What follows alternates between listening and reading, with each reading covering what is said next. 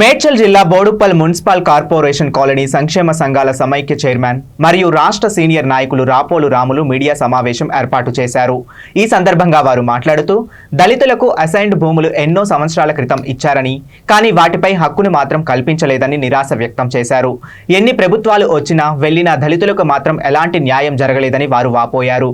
నేడు కాంగ్రెస్ ప్రభుత్వం అధికారంలోకి వచ్చాక దళితుల భూములకు వారికి హక్కులు వస్తాయని దళిత ప్రజలు ఎదురు చూస్తున్నారని, ఇప్పటికైనా సీఎం రేవంత్ రెడ్డి చొరవ తీసుకుని వారికి న్యాయం జరిగేలా చేయాలని రాపోలు రాములు గుర్తు చేశారు. దళితుల భూములు ఉన్నా కానీ పేదవాళ్లేనని, వాటి ప్రభుత్వ భూములు అంటూ వారి అవసరాల నిమిత్తం అమ్మకానికి కొనుగోలు సంబంధం లేకుండా చేసి వారిని పేదవారిగా ఉంచారని, భూములు నామ మాత్రమేనని వారు ఆరోపించారు.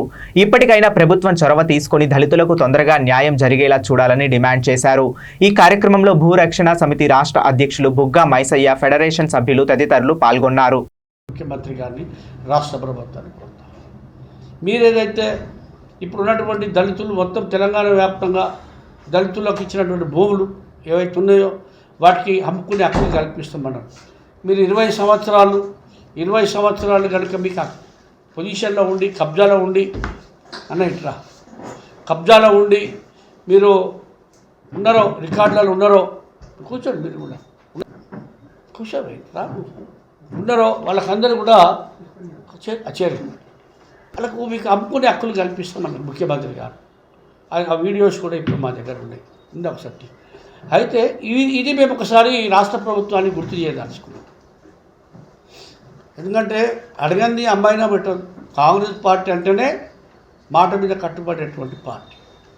కాబట్టి మేము మా భూరక్షణ సమితి తరఫున మేము ఒకసారి రాష్ట్ర ప్రభుత్వానికి గుర్తు చేయదలిచినాం. దయచేసి ముఖ్యమంత్రి గారు, మీరేదైతే ఏఐసిసి అధ్యక్షులు ఖర్గే గారి నాయకత్వంలో ఆయన ముఖ్య అతిథిగా మీరు ప్రకటించారో అది మొదలు పెట్టడానికి ప్రయత్నాలు చేయాలని సందర్భంగా మేము కోరుతాం. కాబట్టి మీరు త్వరగా ఫస్ట్ ప్రయారిటీ దళితులకే ఇవ్వాల్సిన అవసరం ఉండే. ఇప్పటికైనా మీరు ఈ దళితులకు ఇచ్చినటువంటి వాగ్దానాన్ని పూర్తి చేయడానికి చర్యలు తీసుకోవాలని చెప్పి సందర్భంగా నేను వారిని కోరుకుంటా ఉన్నాను.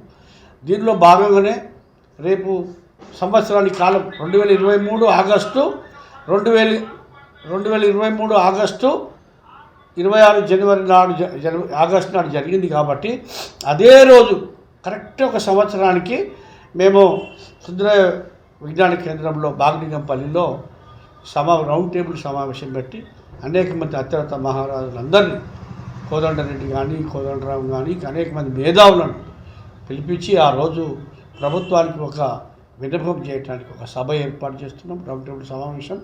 దానికి మేధావులు, తర్వాత సమాజంలో ఉన్నటువంటి అనేక సంఘాల వాళ్ళు, ప్రజా సంఘాల వాళ్ళు, అనేక మంది ఆ సమావేశానికి వచ్చి ఆ సమావేశాన్ని విజయవంతం చేయాలి. అదేవిధంగా రాష్ట్ర ప్రభుత్వానికి కూడా ఒక సూచన చేస్తాం. అది కూడా ఆ సమాచారము రాష్ట్ర ప్రభుత్వానికి, ముఖ్యమంత్రి గారికి, డిప్యూటీ ముఖ్యమంత్రి గారికి, అదేవిధంగా ఆరోగ్య శాఖ మంత్రి, ఆల్ ఎమ్మెల్యే, మొత్తం టోటల్ ప్రభుత్వానికి ఆ చేరే విధంగా సమావేశం ఉంటుంది. కాబట్టి మీరు అందరూ కూడా రావాలి.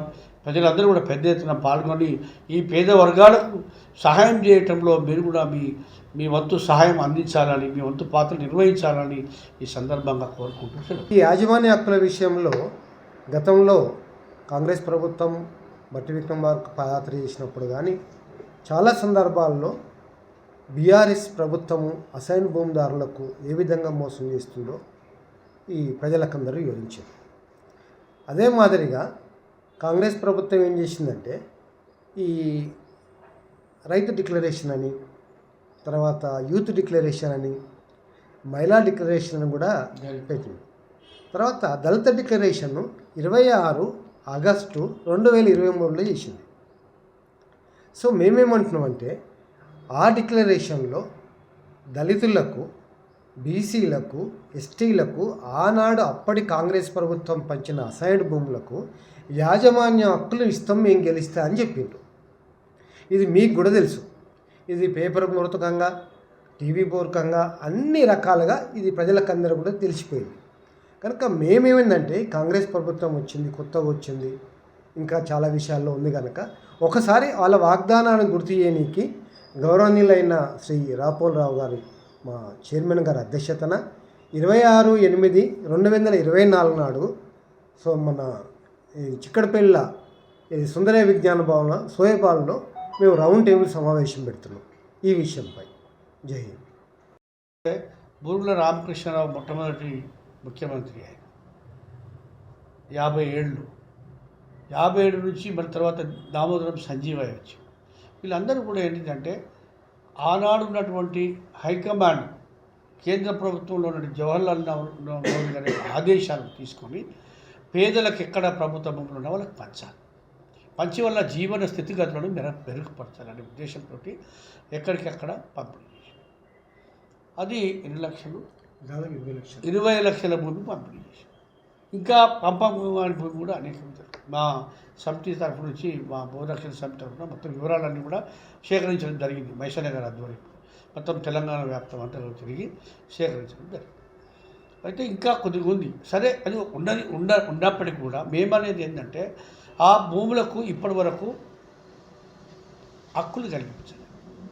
ఏదో పట్టాలు ఇచ్చారు, అసైన్ చేసారు, రికార్డులలో రాసారు, కానీ అమ్ముకునే హక్కులు లేకపోతే దాన్ని అనుభవించే వరకే. కానీ ఏమైందంటే మీ అసైన్ ల్యాండ్ మీ పట్టభూమి మీరు ఏం హక్కులు ఉన్నాయి అని బెదిరింపులకు గురయ్యేటువంటి పరిస్థితి ఇలా ఈ అసైన్దారులకు ఉన్నది. అది ఎవరైనా కులం ఏదైనా మతం ఏదైనా సరే ఎవరైతే ప్రభుత్వ భూములు ఇచ్చిండ్రో ఆ ప్రభుత్వ భూములు పొందినటువంటి వారికి ఈ రకం కూడా ఒక అవమానమే జరుగుతాం. మీకు ఏమున్నదా? మీకు ఏం సుమారు బోర్డు పొలం 336 ఎకరాలు కేవలం దళితులకు మంచిది. కానీ ఇప్పటివరకు వాళ్ళకు ఆత్మగౌరవం లేదు. భూమి ఉన్నప్పుడు కూడా భూమి వాళ్ళది ఆనంటే అనుకుంటారు. ఈ భూమి అనేది ప్రభుత్వ భూమి అని ప్రభుత్వం వస్తుంది, లేకపోతే ఇంకొకరు బెదిరిపుతారు, కలెక్టర్ వస్తాడు. ఇట్లా ఇంకా వీళ్ళను భూమి లేని వాళ్ళుగానే భూమి ఉన్న కానీ వాళ్ళకి హక్కులు లేకపోవడం వల్ల ఈ ఇబ్బందులు జరుగుతాయి. భూమి కలిగి ఉన్నప్పుడు కూడా వాళ్ళ ఆర్థిక స్థితిగతులలో ఎలాంటి మార్పులు మెరుగుపడలేదు.